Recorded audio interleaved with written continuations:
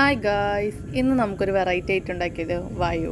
അപ്പോൾ എന്താണെന്നല്ലേ, ഇന്ന് നമുക്ക് ബ്രിഞ്ചാൾ ഫ്രൈ ഉണ്ടാക്കാം. ഓക്കെ, അപ്പോൾ ബ്രിഞ്ചാൾ നേരെ ഒരു ചട്ടിയിലോട്ട് എടുത്തിടുക. അതിന് ശേഷം ബ്രിഞ്ചാൾ നന്നായിട്ട് വാഷ് ചെയ്യുക.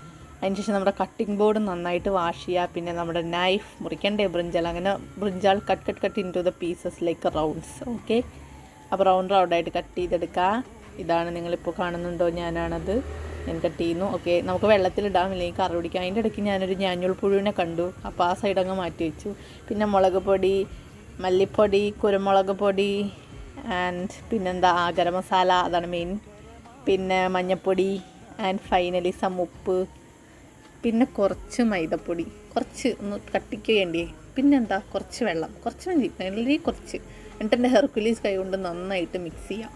എന്നിട്ട് അടുപ്പ് കത്തിക്കാം, പാൻ വയ്ക്കാം. അതിന് ശേഷം വെളിച്ചെണ്ണ ഒഴിച്ചു കൊടുക്കുക. വെളിച്ചെണ്ണ ചൂടായി വരുമ്പോൾ നമ്മുടെ ബ്രിഞ്ചാൾ റൗണ്ട്സ് ഓരോന്നായിട്ട് ഇട്ട് കൊടുക്കുക.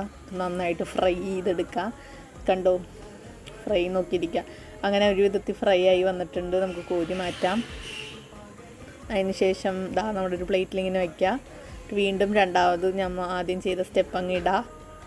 അതിൻ്റെ ഇടയ്ക്ക് ഞാൻ ഒരെണ്ണം പറക്കി തന്നു ടേസ്റ്റ് ഉണ്ടോ നോക്കാനായിട്ട്. ഭയങ്കര ചൂടായതുകൊണ്ട് ഞാൻ ഫാനിൻ്റെ അടിയിൽ പോയിരുന്നു. എന്നിട്ട് ഞാൻ ടേസ്റ്റ് ചെയ്ത് നോക്കി. അപ്പോൾ കുഴപ്പമില്ല, നല്ല ടേസ്റ്റ് ഉണ്ട്. ട്രൈ ചെയ്ത് നോക്കാം. ബൈ.